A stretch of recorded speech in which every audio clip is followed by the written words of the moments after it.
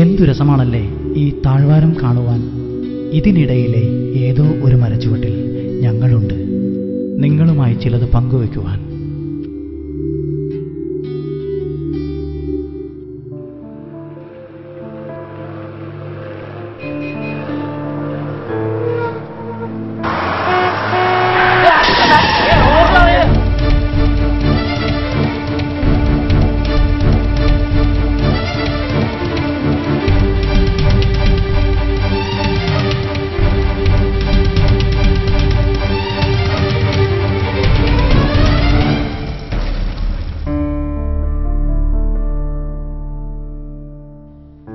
അതൊന്നുമല്ല, street home കുത്തിയതാ, വേറൊന്നുമില്ല. വണ്ടിക്കാരൻ സ്പീഡിൽ ആ വളവായതുകൊണ്ടായിരിക്കും, പെട്ടെന്നായിരുന്നില്ലേ പ്രതീക്ഷിക്കാൻ. എന്താ കുട്ടികളെ, നിങ്ങളൊക്കെ വല്ലാതെ സങ്കടപ്പെടുന്നുണ്ടല്ലോ, എന്താ പറ്റിയേ? ഒന്നും കഴിഞ്ഞില്ല, അപ്പുറത്തേക്ക് അടുത്ത മരണം. നിങ്ങൾ ഓരോരുത്തരും ഓരോ രീതിയിൽ സങ്കടപ്പെടുന്നുണ്ട് ഇല്ലേ? അതിനിപ്പോ എന്താ? അതൊക്കെ ഇനി നിങ്ങളോട് പറയാമെന്നായിരിക്കും. ഒന്ന് പോയി തരൂ സർ. നിങ്ങളെ ഞാൻ ശല്യപ്പെടുത്തുന്നില്ലല്ലോ. എന്തോ നിങ്ങളെ സഹായിക്കാൻ എനിക്കാകുമെന്ന് എൻ്റെ മനസ്സ് പറയുന്നു. ഞാനൊരു വഴിപോക്കൻ. നിങ്ങളെക്കുറിച്ചറിയാൻ ആരോ എന്നെ പ്രേരിപ്പിക്കുന്നു. ഒരുപക്ഷെ നിങ്ങൾക്കും ആ തോന്നലുണ്ടാവില്ലേ? അത് പുതിയൊരു വഴിത്തിരിവിലേക്ക് എത്തിക്കാൻ നമുക്ക് സാധിച്ചാൽ. അതിപ്പോ ഞങ്ങൾ നമ്പൂരിമാരാണ്, നമ്മുടേതായ ചില പ്രശ്നങ്ങൾ. അത് പൂണൂല് കണ്ടപ്പോഴേ പിടികിട്ടി. ഞാനും ആ ജൻസിൽ പെടുന്ന ആളാ. നീ കാര്യം പറ, നമുക്ക് എന്താണെന്നറിയാലോ. ഞാൻ പറയാം. ഞാൻ ഹരിനാരായണൻ.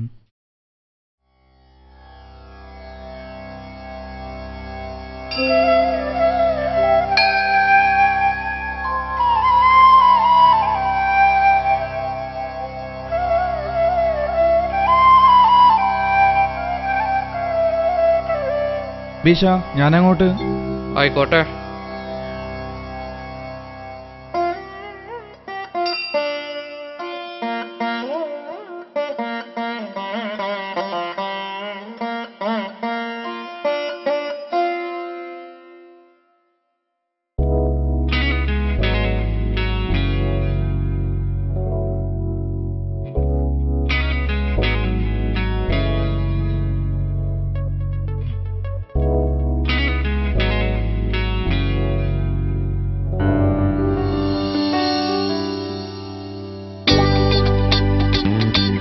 ഞാൻ എംടെക് കഴിഞ്ഞതോടെ നല്ല തൊഴിലവസരങ്ങൾ എന്നെ തേടിയെത്തിയിരുന്നു.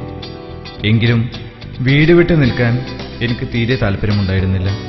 കാരണം ദൂരെ എവിടെയോ ചെന്ന് ആർക്കു വേണ്ടി പണിയെടുക്കണം. സോഫ്റ്റ്വെയർ ഫീൽഡിൽ പണിയുന്നവരുടെ അനുഭവങ്ങൾ എൻ്റെ സുഹൃത്തു പറഞ്ഞ് എനിക്കറിയാം. ഉറക്കമില്ലാതെ കണ്ണും മെയ്യും ഒരു യന്ത്രത്തിനു മുന്നിൽ ചെലവഴിക്കുക. പണം കയ്യിലായാലോ ഭക്ഷണം, വാടക, അനാവശ്യമായ മറ്റ് ചിലവുകൾ. അതിനു പുറകെ പോകുന്നതിനു പകരം നമ്മുടെ നാട്ടിലെ ശാന്തി തന്നെ ഞാൻ സ്വീകരിച്ചു. പാരമ്പര്യ ശാന്തി എന്നതിലുപരി നല്ല രീതിയിലുള്ള വരുമാന മാർഗവും സ്വസ്ഥതയും എന്നെ അതിൽ തന്നെ പിടിച്ചു നിർത്തുകയായിരുന്നു.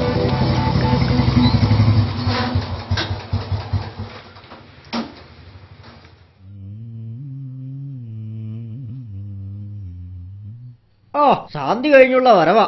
എന്തോ നാടാ ഇതൊരു കോലം. അവിടെ ഒന്ന് നിൽക്കുക. വാസു നമ്പൂരിയുടെ കുട്ടിയെ കാണാൻ പോവാന്ന് പറഞ്ഞിരുന്നു. ഞാനൊരിക്കൽ കണ്ടതാ. നീ ഒന്ന് പോയി കാണ്. നമുക്ക് പരിചയമുള്ള കുടുംബക്കാരാ. പിന്നെ ആ വടക്കിലത്തെ ഉണ്ണിയെ കൂടെ ഒന്ന് കൂട്ടിക്കോ. ഓ ശരി അച്ഛാ, എന്നാ ഞാൻ പോയിട്ട് വരാം. ശരി, പോയി വരൂ.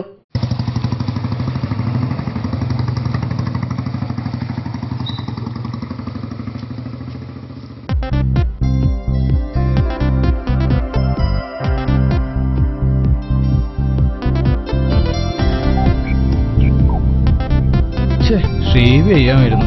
നിനക്ക് ഇത് തന്നെയാടാ ബെറ്റർ.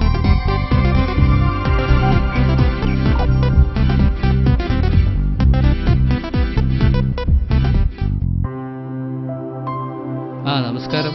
നമസ്കാരം. കയറിയിരിക്കേ. സാവിത്രി, ഇതേ ഇവര് വന്നു കേട്ടോ.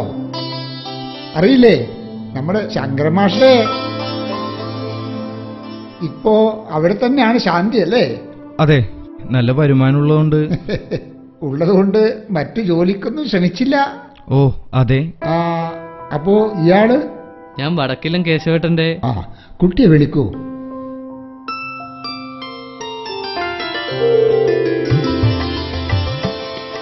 അങ്ങോട്ട് കൊടുക്കൂ.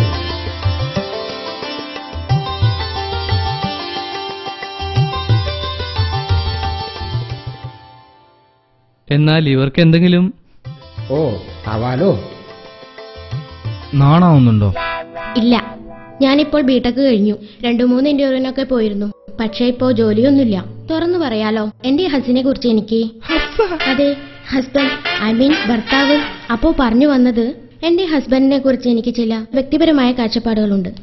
എനിക്ക് വൈഫിനെ കുറിച്ചും. ഓക്കെ, എന്നാൽ പറയാം. എന്റെ അഭിപ്രായത്തോട് യോജിക്കുന്നുണ്ടെങ്കിൽ പോരെ? എന്നെ അനുസരിക്കുന്നവളായിരിക്കണം. മോഡേൺ ജീവിതത്തിലെ ഒരു ആസ്വാദനവും ഉണ്ടാവില്ല. എനിക്ക് വച്ചു വിളമ്പുക എന്ന് വെച്ചാ ശാന്തി കഴിഞ്ഞു വന്നാൽ എന്നെ മുഷിപ്പിക്കാതിരിക്കുക, പൂജാ കാര്യങ്ങളിൽ ശ്രദ്ധിക്കുക. അതായത് എന്റെ ജീവിതത്തിലും ശാന്തിയിലും ഒതുങ്ങി ജീവിക്കുക എന്നർത്ഥം. എന്റെ വാക്കിനപ്പുറം ഒരു ചിന്ത നിനക്കുണ്ടാവാൻ പാടില്ല. മതി, ഇനി വേണമെന്നില്ല. നിൽക്കൂ. എന്നൊക്കെയാണ് പൊതുവെ ശാന്തിക്കാരെ കുറിച്ചുള്ള ധാരണ. എന്നാൽ എന്റെ സങ്കല്പത്തിൽ പറയാം, തനിക്ക് പൂർണ്ണ സ്വാതന്ത്ര്യമുണ്ടായിരിക്കും. പഠിക്കാനായാലും മറ്റു ജോലിക്കായാലും തനിക്ക് താല്പര്യമുണ്ടെങ്കിൽ പോകാം. മാത്രമല്ല, മോഡേൺ ജീവിതത്തിൽ ഞാൻ വളരെയധികം താല്പര്യമുള്ളവനാണ്. അതിലും പ്രശ്നമുണ്ടാകില്ലെന്ന് ഞാൻ വിശ്വസിക്കുന്നു. നീ ആള് കൊള്ളാമല്ലോടോ. എന്നിട്ടോ? പിന്നെ തുറന്നു പറയുന്നതുകൊണ്ട് ഒന്നും തോന്നരുത്. ഞാൻ ശാന്തിക്കാരനായതുകൊണ്ട് നല്ല വരുമാനമില്ല, നല്ല ജീവിതമുണ്ടാകില്ല, വൃത്തിയും വെടുപ്പും ഉണ്ടാകില്ല എന്നൊക്കെയുള്ള ധാരണകൾ ഉള്ളതായി എന്റെ കഴിഞ്ഞ അനുഭവങ്ങൾ എന്നോട് പറയുന്നു. പക്ഷേ അങ്ങനെയൊന്നും നിനക്ക് ഉണ്ടാവില്ല എന്ന് ഞാൻ വാക്ക് തരുന്നു. പിന്നെ കാലം മാറുന്നതിനനുസരിച്ച് ചിട്ടാവട്ടങ്ങളെല്ലാം മാറുന്നത് അവിശ്വസനീയമൊന്നുമല്ല. മനസ്സിലായി. ശരി, എന്നാ ഞാൻ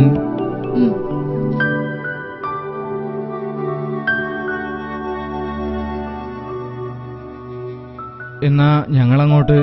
അപ്പൊ ശരി, ഞാൻ വിളിക്കാം. മാഷോട് ഞാൻ അന്വേഷിച്ചതായി പറയണം. ശരി ശരി. ശരി ശരി.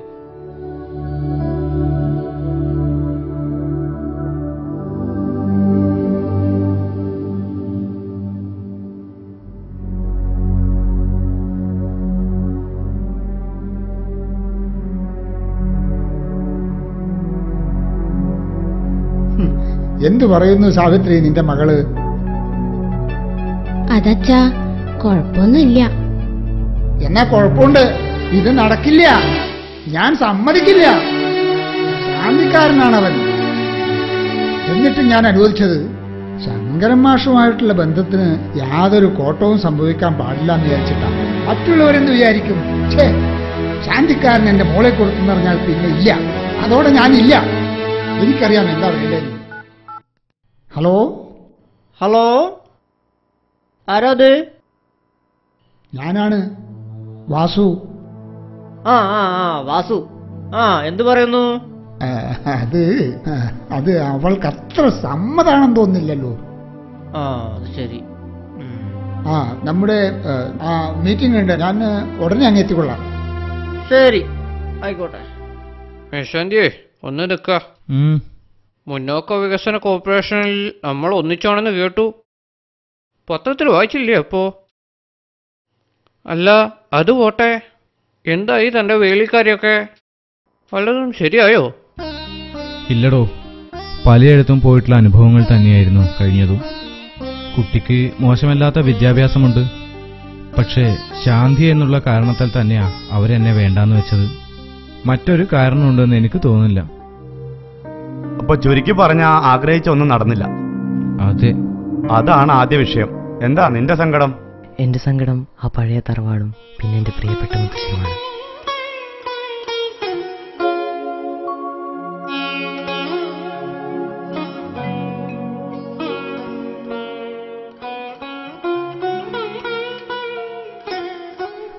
കുട്ടാ നിനക്ക് കുളിച്ച തലയിൽ രാഷ്ട്രീയ പൊടി തിരുമ്പണമെന്ന് അറിയില്ലേ?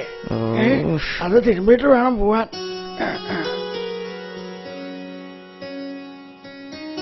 കുളി കഴിഞ്ഞാൽ തലയിൽ രാഷ്ട്രീയ പൊടിയൊക്കെ തിരുമ്പണം. അത് അറിയില്ലേ നിനക്ക്?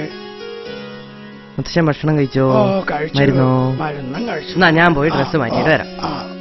ആയിക്കോട്ടെ ആയിക്കോട്ടെ. കുട്ടാ അകത്ത് പോയി ഭക്ഷണം എടുത്ത് കഴിച്ചോ. മേച്ചപ്പുറത്ത് എല്ലാം വെച്ചിട്ടുണ്ട്.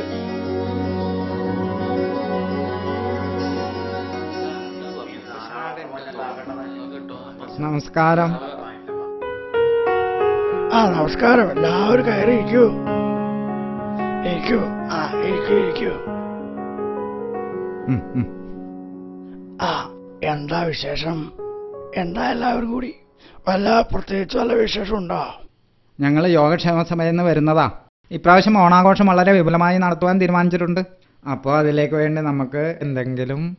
അപ്പൊ അതാണ് കാര്യം. കുട്ടാ കുട്ടാ 100 രൂപ എടുത്തോ. വേഗം. മുത്തശ്ശ 100 പറഞ്ഞത്? 100.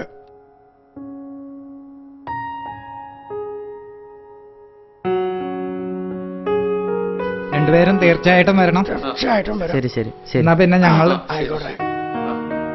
നിൽക്കുക. എന്താ മുത്തശ്ശ? ഒരു കാര്യം പറയാൻ. ഇവന്റെ അച്ഛനും അമ്മയും അമേരിക്കയിലാ.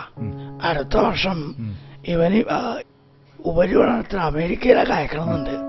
പിന്നെ ഞാനിവിടെ ഒറ്റയ്ക്കാ. എന്റെ മകൻ എന്നെ നോക്കണമെന്നുള്ള വിചാരമൊന്നുമില്ല. ഇടയ്ക്ക് പണം വരും. അതും ഇവനുള്ളത് കൊണ്ടാ. എപ്പോഴോ എന്തോ ഇവന്റെ അച്ഛനൊരു കാരണവും പറഞ്ഞിറങ്ങിപ്പോയതാ. പിന്നെ ഇങ്ങോട്ട് അവന്റെ വിചാരം ഞാൻ 100 കൊല്ലം ജീവിച്ചിരിക്കുമെന്നാണ്. എനിക്കും വയസ്സായി, ഈ ഇല്ലത്തിനും വയസ്സായി. ഇത് ഞാൻ എവിടെയോ കേട്ടിട്ടുണ്ടല്ലോ. അതിന് നിങ്ങൾ സഭക്കാരല്ലേ? നിങ്ങൾ മുന്നിട്ടിറങ്ങി വല്ലതും. ശരി, എന്നാൽ ഞങ്ങളിത് സഭയിൽ വെച്ച് എന്താ വേണ്ടെന്ന് വെച്ചാൽ ചെയ്യാം. ആയിക്കോട്ടെ.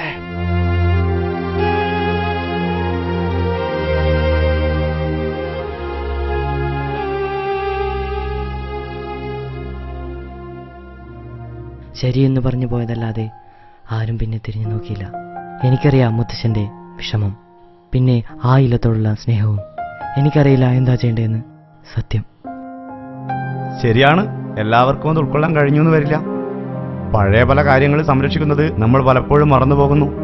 എന്തായാലും നിനക്കൊരു നല്ല മനസ്സുണ്ട്, മിടുക്കൻ. അപ്പോൾ അതാണ് പ്രോബ്ലം നമ്പർ 2. ഇനി എന്താണ് നിന്റെ പ്രശ്നം? എന്റെ സങ്കടത്തിനോ പ്രശ്നത്തിനോ ഇനി പരിഹാരമില്ല.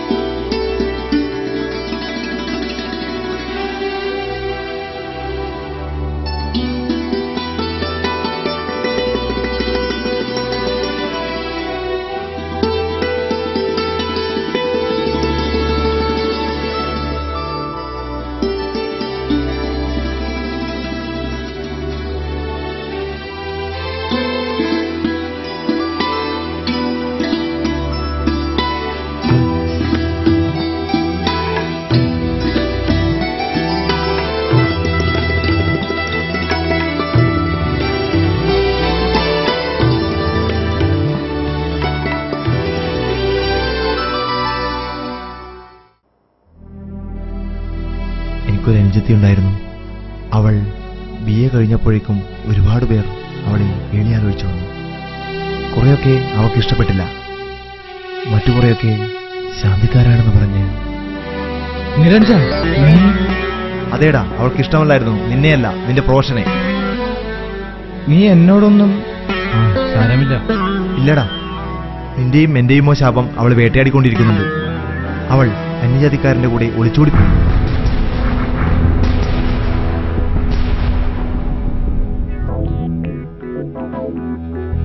നോക്കണ്ട, എനിക്ക് തന്നോടൊന്നും പറയാനില്ല, താല്പര്യമില്ല. ഈ സ്വഭാവമാണ് നിന്നെ പല നിലയ്ക്കും തളർത്തിയത്. ഞാൻ പറയാം.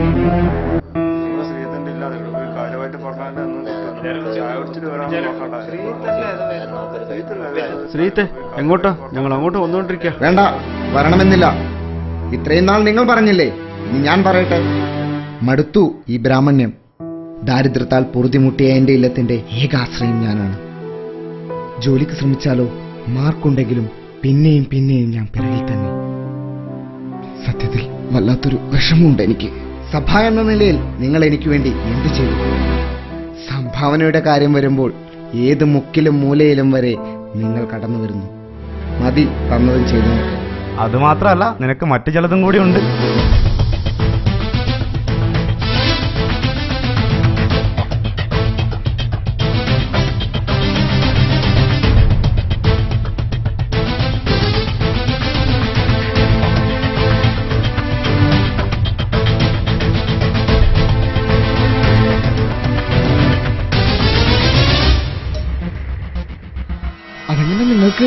കുട്ടികളെ, നിങ്ങൾ ചെറുപ്പമാണ്. നിങ്ങളുടെ മുന്നിൽ ഇനിയും ജീവിതമുണ്ട്. കഴിഞ്ഞതിനെ ചൊല്ലി സങ്കടപ്പെടാനുള്ളതല്ല നിങ്ങളുടെ ജീവിതം. കാരണം നിങ്ങളിൽ ഓരോരുത്തരിലും നന്മയുണ്ട്, സ്നേഹമുണ്ട്, ദയയുണ്ട്. നിങ്ങളുടേതായ ഈ ചെറിയ വലിയ പ്രശ്നങ്ങൾക്ക് പരിഹാരം എപ്പോഴും ഒന്നേ ഉള്ളൂ. അത് യോഗക്ഷേമ സഭയാണ്. നല്ല സ്വഭാവമുള്ള ഹരിക്ക് ഇനി വേളി കഴിക്കാം. നിന്റെ മുത്തശ്ശനെയും ഇല്ലത്തെയും സംരക്ഷിക്കാൻ വേണ്ടി നിനക്ക് സഭയിൽ ആവശ്യപ്പെടാം. നിനക്ക് വന്ന ദുരവസ്ഥ ആവർത്തിക്കാതിരിക്കാൻ 1000 അനിയത്തിമാർക്ക് വേണ്ടി നിനക്ക് സഭയിൽ ശബ്ദമുയർത്താം. കഴിഞ്ഞതെല്ലാം മറന്ന് നീ വീണ്ടും ബ്രാഹ്മണ്യം സ്വീകരിക്കുക. വിചാരിച്ചാൽ നടക്കാത്തതായി ഒന്നുമില്ല നീയ. സഭ എനിക്ക് വേണ്ടി എന്ത് ചെയ്തു എന്നുള്ളതല്ല, നാം സഭയ്ക്ക് വേണ്ടി എന്ത് ചെയ്തു എന്ന് വേണം ചിന്തിക്കാൻ കുട്ടി. നിങ്ങൾ ചോദിക്കണം, എന്തുകൊണ്ട് ശാന്തിക്കാരനോട് ഈ അപമാനം? പഠിച്ചറിവ് നേടിയിട്ടും പെൺകുട്ടികൾ എന്തുകൊണ്ട് അന്യജാതിക്കാരനോടൊപ്പം പോകുന്നു? എന്തുകൊണ്ട് സാമ്പത്തിക സംവരണത്തിന് കാലതാമസം നേരിടുന്നു? എല്ലാം നിങ്ങൾക്ക് പറ്റും. സഭ അതിന് അനുയോജ്യമായ തീരുമാനമെടുക്കും. സംരംഭങ്ങൾ വിജയം കാണുന്നത് വരെ പോരാടുക.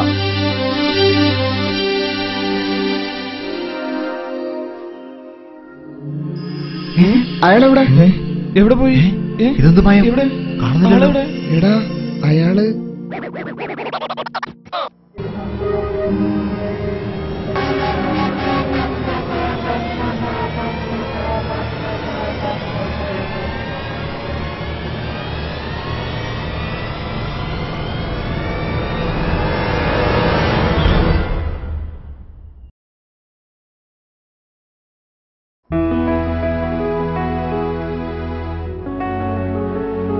ഞങ്ങളും ഇപ്പോൾ യോഗക്ഷേമ സഭക്കാരാണ്. എവിടേക്കോ മറഞ്ഞുപോയ അയാളുടെ വാക്കുകളുമായി നിങ്ങൾക്കിടയിൽ ഇപ്പോഴും ഞങ്ങളുണ്ട്. ലോക സമസ്ത സുഖിനോ ഭവന്തു.